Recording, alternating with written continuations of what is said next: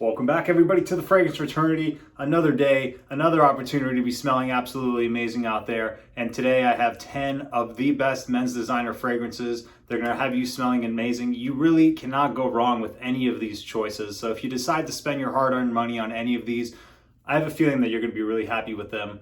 Now, of this list, the first two are probably going to have the most people saying, yeah, you actually can go wrong with these. So I thought I'd get them out of the way, but I really think that all of these are excellent. So let's go ahead and start. This first one has a cool little story behind it. So I decided I'd start with it. And I think it's actually going to be the most, controversial of the list. So this one is called Calvin Klein Defy. This is the Eau De Parfum. This came out last year. And I found this at Marshall's, I kid you not, for $26. Right now, this retails for $85 at Macy's. And I've checked all the discounter sites, all the big discounter sites, Fragrance Net, Gem Shop, yada, yada, yada, all of them. None of them seem to be selling this. So this one's kind of hard to get.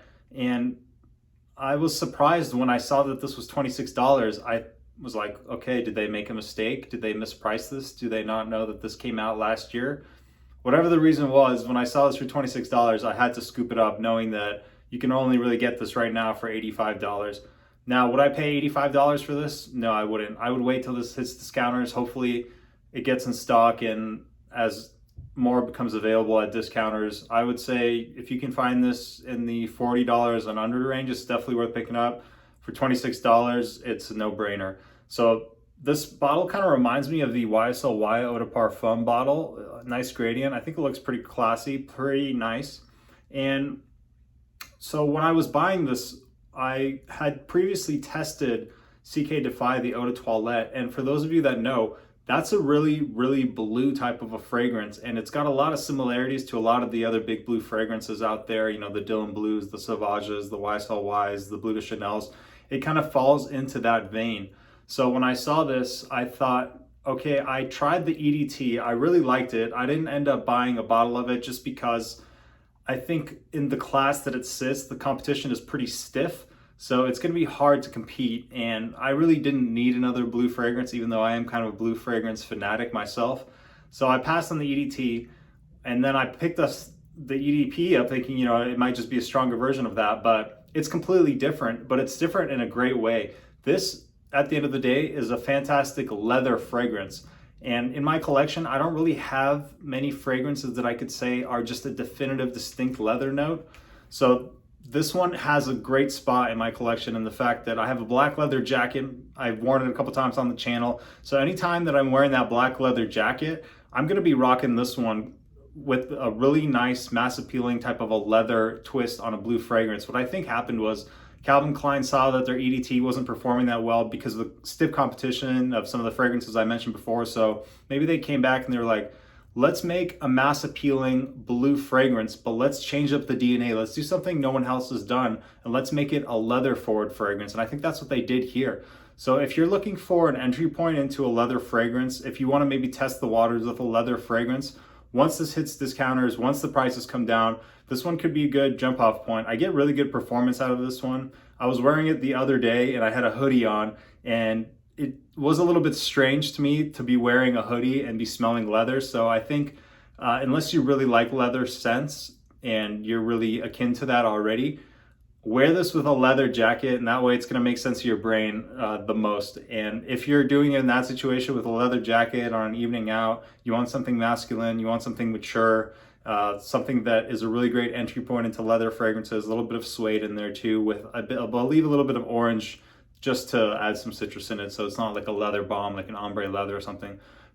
They really pulled off like a mass appealing type of compliment getter, but with a leather fragrance DNA into it. So I really give them props. This is a pretty unique one in my collection. I'm happy to have it. CK Defy, gonna be wearing that one anytime I'm pulling out the leather jacket. I really think that one goes well with it. All right, the next one on this list is gonna be Dolce & Gabbana Light Blue Eau Intense. Now, it took me some time to really get to know this fragrance and to really understand this fragrance. The first time I smelled it at the Sephora where I tried it, I wasn't overly impressed. I enjoyed it. I thought it was okay. I thought it was just soapy, and I was thinking that I wouldn't really choose it over a lot of the other fragrances that I have. And just touching on the other light blues out there, I tried the Italian Zest or the Italian Love, one of those two. I'm not sure which one, but I was immediately repulsed by that. So if you like the Italian Love flankers, you know, this is no shade at you, wear whatever you want. For me personally, I could not stand the way those smelled, and those go on like some of my most unappealing fragrances list. So, but this light blue intense one is much different than those, so don't expect this to smell like that.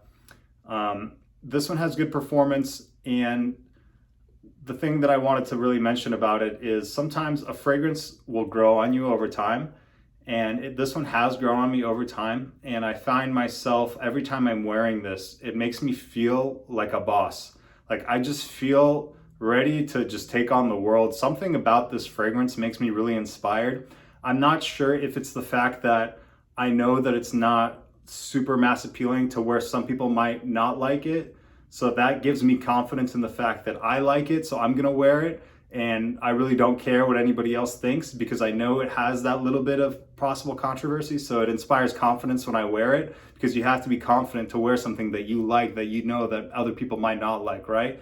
Just doing that action in itself is a confident thing to do.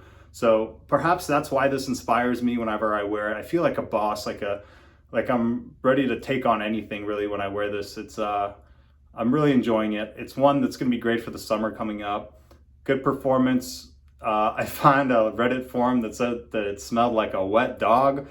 So I thought that was pretty funny. This doesn't smell like a wet dog to me, but that's why I said in the beginning, you know, these first two, they may not be for everybody. So I'd recommend you try this one out at your local Sephora or get a sample of it. And it is a little bit different and unique in that way, but I really enjoy it. If you like stuff like L'Eau Dizzy or Lacoste Essential, I think that kind of takes the freshness in a similar way to those, but less rindy and smoother around the edges, good performance. It's my favorite one. I think the new light blue is kind of harkens back to the original light blue intense, the original light blue and this light blue intense. So I'm excited to get my nose on that one and give you guys my review once I try it out. Okay, this next one is one that I've been looking forward to speaking about on the channel for a while, and I need to pick up the pace here. I can tell I'm already spending too much time on each one. This is 212 VIP Black.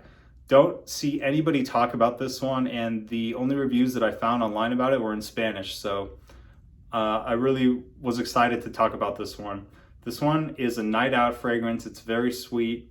It has a little bit of a vanilla vibe. It has like a hint of black licorice in there. It has a bit of an absinthe vibe. It's very unique and it stands out. It's gonna definitely not be something that you smell anybody else wearing, but I love this one. It was a love at first sniff. I give this one at least a 9 out of 10 for me. It's right now one of my go-tos for going out, and I really can't get enough of it. I've been finding myself just picking up and sniffing it throughout the day because it's so alluring and it brings me back time and time again, and the uniqueness mixed with the sweetness and just the overall appeal of it is really something special. I think they really pulled off something special. And these Carolina Herrera fragrances, they always have a really good magnetic cap. All of them have like this awesome magnetic cap. So the bottle is always really nice with the Carolina Herreras. I like the design of it. I like the thick glass. The scent is amazing. This was $60, and this is an excellent fragrance for anybody who's looking for something that will work in the evening, like a night out, going out, sweeter type of like an attention grabbing type of a fragrance that has some distinct uniqueness. 212 VIP Black is just such a solid choice. You know, as you start amassing more fragrances, you start to, at least I do, look for stuff that has a uniqueness so that you don't own multiple things that smell the same, so you don't have this big redundant collection of 10 things that smell the same, that you'll only ever use one of them or two of them. So that's one that I don't find any redundancies. I have way too many fragrances and I don't have any similarities to anything that smells like that. And it's also in that sweet, kind of fresh, a little bit boozy profile that I just love so much. So a lot to really love about VIP Black. Good performance too. Let's go now with another fragrance. This is a very classy fragrance, and this is one that I would consider right now my signature scent. Prada Lunarosa Carbon. Prada Lunarosa Carbon. Beautiful lavender accord here. Nice citrus, very fresh, a little bit of ambroxan. Smells similar to Dior Sauvage Eau de Toilette, so but less peppery, not as much pepper and spicy as Dior Sauvage Eau de Toilette, and not as aggressive, not as abrasive, a little bit rounded off, a bit smoother, more pronounced with the lavender here. Good performance. I get over 6 hours on this one. This one is very mouth appealing. Gonna be hard pressed to find someone that doesn't like the way this one smells. If you're looking for like an office fragrance or something that can be used for daily use, that you know that you're going to be smelling good to everybody, you just like know it in your heart and your soul that you smell good and everybody else knows it too, that's Prada Lunarosa Carbon. It's one of the best signature scents that you can go for as far as designer fragrances. So if you have Sauvage EDT, this may be a little bit redundant to own both, but if you don't have Sauvage EDT and you don't have Lunarosa Carbon, it may be worth trying out Carbon and Sauvage to see which one you like more. Now, I think that Sauvage, if I just had to compare them as a fragrance, like 1-to-1, I think Sauvage is the better fragrance, and I would start with Sauvage. But if you're a person that you find that you really, really love Sauvage EDT and you want a variation of it, or you want something that is maybe a little bit less aggressive as Sauvage and can be used in more formal situations, in more office settings, that doesn't come across as loud as Sauvage, Lunarosa Carbon is beautiful. You always get really high quality with these Prada fragrances, and Lunarosa Carbon is no different. The next one is going to be the most affordable one on this list, I believe, yes. And it's perfect for the summer. It's such a dumb reach fragrance. You can just grab this and spray it and it's going to work for you. Coolwater Wave.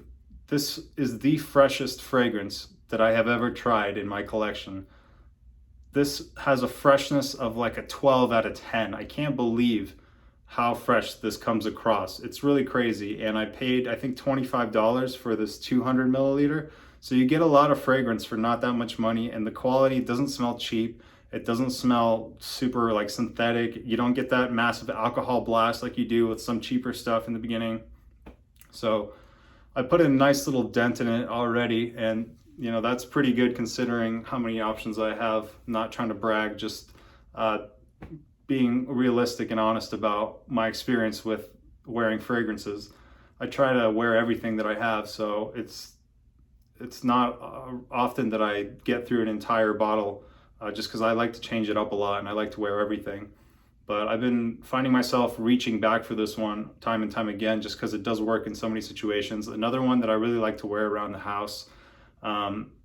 Not too sweet, doesn't come across too cloying, decent performance here, good for the gym, good for the office, good for school, really good in any situation. Maybe not enough sweetness to really cut through like the winter air or something out. I wouldn't wear this one maybe outside, and I don't know if it's going to have the performance to hang outside, but any kind of indoor situation, if you want to be the freshest smelling guy out there, if you want to smell like you just pulled your shirt out of the dryer, Coolwater Wave is the way to go. Good for high heat. That's really where this shines, is in the high heat in the summer. So if you're looking for an affordable fragrance for the summer where you get 200 mils for around $25, Coolwater Wave is an excellent choice. I'm really impressed by that one and been loving it. Next one we have is Ralph's Club Parfum. This is currently my favorite blue fragrance. The Eau de Parfum, you can skip the Eau de Parfum. And I wouldn't say write this one off just because you smelled the Eau de Parfum and you weren't a fan of it. I smelled the Eau de Parfum, I wasn't a fan of it. Don't write this one off. I tried this one and it blew my mind. I tried it, I sampled it multiple times before I ended up buying this bottle, and every single time I was just like, this is undeniable quality. This is undeniably amazing. And now that I own it, I've been able to compare it more to some of the other good blue fragrances that I have. There's something really special about this one. The cool thing about fragrances is if you use them in certain situations, then that fragrance will bring back memories of that situation. And I used this one when I was skiing in Colorado a couple weeks ago or a month ago or so. And now I have this fragrance in my mind tied with the Rocky Mountain air and just being in that snowy environment, high altitude, skiing down the mountain. So I have that tied with this fragrance now. So I encourage you, if you know you're going to be going on a trip or you're going to do a special event or something, save a fragrance for it and use that fragrance, and anytime you use it from there on out, your brain is gonna have that memory attached to that fragrance. So it's a really cool way to enhance your experiences through the use of fragrances. Just another awesome thing that fragrances have to offer us. Ralph's Code Parfum, a classy blue fragrance, stunning stuff. Yeah, it's got typical blue fragrance type stuff that you would assume. It's not as shower jelly as like Sauvage ADP, I would say. If I had to pick one that it's closest to, I'd say Dylan Blue, but less of the fruitiness from the grapefruit and a little bit more vetiver and a little bit more of a mature blue fragrance with some nice richness and nice depth. If you have questions about that one or really any of them, I'd be happy to answer. The next one is going to be probably the most versatile in this list. You could really use this for anything. Prada L'homme. This one has gotten a lot of hype as the best office fragrance for good reason. This has a beautiful iris note. It's very clean. If you want to smell like a bar of soap, this is the fragrance to go for. If I had to give the title to the best soapy men's designer fragrance, period, this is it. It's got good performance, good staying power. I feel so clean when I wear this. I feel just like put together, organized, clear. Those are some of the feelings that emerge when I use this one. So if you want to feel like you're put together and things are in order and you're clean and tidy and you want to smell like a luxurious bar of soap, Prada L'homme, beautiful iris fragrance, really high quality. I love Prada fragrances because every single one that I've tried has been really high quality. The next one is the hype beast for date nights, Nuit de l'homme. So if you want to dive into the world of cardamom or get your nose on a good cardamom scent, this is going to be the best cardamom designer that exists. And there's a lot of flankers in this line, so it's really easy to get lost in the world of Nuit de l'homme. I think the original is the best, with one exception, which I'm going to mention right now. So if you're in the US, unfortunately, this one is really hard to find, and you're going to end up paying way too much. You're going to pay a big premium just because it is discontinued. If you're in Europe, luckily I hear that there's no problem getting this, and it's not overpriced, and there's no premium to be paid. So you guys are fortunate in that way, but it's Blue Electrique. So if you're in Europe and you happen to be able to acquire this one, I'd go for Blue Electrique just because I like the blue fragrance vibe of it a little bit more, and I like how it melds those two worlds, and I'm a sucker for blue fragrances, so obviously going to like this one a little bit more, and I think the performance is a little bit better with the Blue Electrique.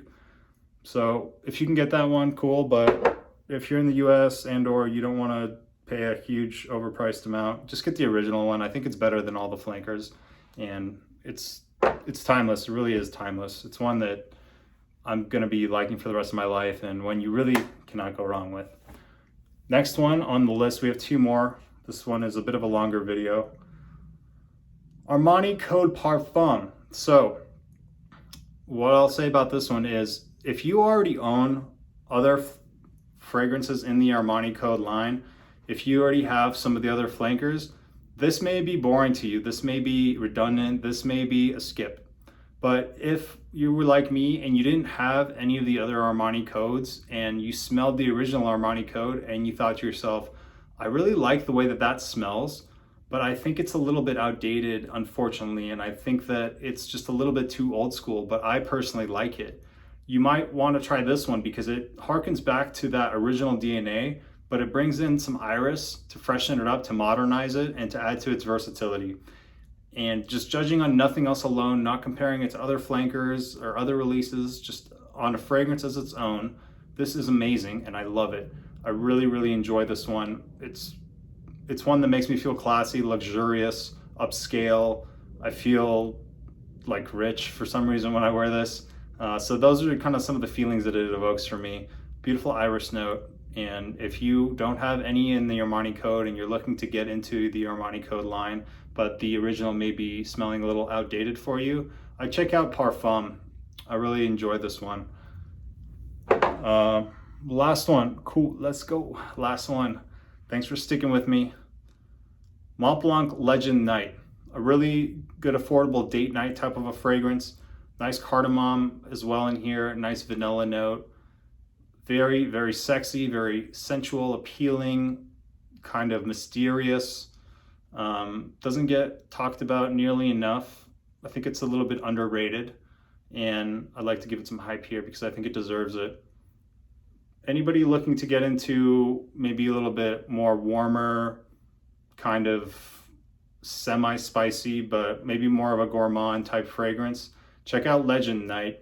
It's great for the evenings. It's great for a date. It's great pretty much all the time. Maybe not something you want to wear at the gym, but you could even pull it off there. Pretty versatile. It does go its own direction, so it doesn't smell like the Legend Eau de Toilette and Eau de Parfum, Oak Moss, Fierce, DNA. This one goes its own direction, and I really appreciate the direction that it takes.